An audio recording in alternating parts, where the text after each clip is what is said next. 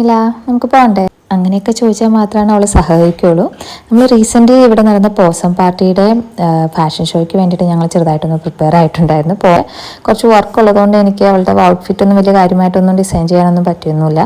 Colour ഞാൻ already fix ചെയ്തായിരുന്നു. പിന്നെ ഫാബ്രിക് എനിക്കിത് കണ്ടപ്പോൾ ഒരു ഭംഗി തോന്നി, അങ്ങനെ ട്രൈ ചെയ്ത് നോക്കിയതാണ്. പിന്നെ ഒരുപാട് ഹെവി വർക്ക് വേണ്ട, സിമ്പിളായിട്ടുള്ള മതി എന്നുള്ളൊരു കോൺസെപ്റ്റിന് തന്നെയായിരുന്നു. കാരണം ഒരുപാട് ഹെവി ആകുമ്പോൾ ഇവർക്ക് ക്യാരി ചെയ്യാനും ബുദ്ധിമുട്ടുണ്ടാവുമല്ലോ. അപ്പോൾ അങ്ങനെ പെട്ടെന്ന് മനസ്സിൽ തോന്നുന്ന ഐഡിയ ചെയ്ത ഒരു ഡ്രസ്സാണ് കേട്ടോ അത്. അപ്പോൾ അതിൻ്റെ ബോഡി പാർട്ട് ഒത്തിരി അങ്ങോട്ട് പ്ലെയിൻ ആവണ്ടെന്ന് വിചാരിച്ച് നമ്മൾ ടക്ക് ഇട്ട് കൊടുത്തിട്ടുണ്ട്, ചെറിയ രീതിയിലൊന്ന് എൻഹാൻസ് ചെയ്യാൻ വേണ്ടിയിട്ട്.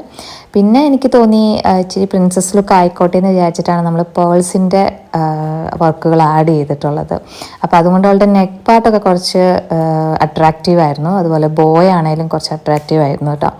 അങ്ങനെ മിലക്കുട്ടീനെ ടോപ്പ് 3 ആയിട്ട് അവർ സെലക്ട് ചെയ്തിരുന്നു. ബട്ട് ഫസ്റ്റ് കിട്ടിയില്ല. ബട്ട് എന്നാലും ഓക്കെ, 40 പരം മല്ലന്മാരെയൊക്കെ ബീറ്റ് ചെയ്ത് എൻ്റെ കുഞ്ഞ് ടോപ്പ് 3 ആയതിൽ വളരെ സന്തോഷം.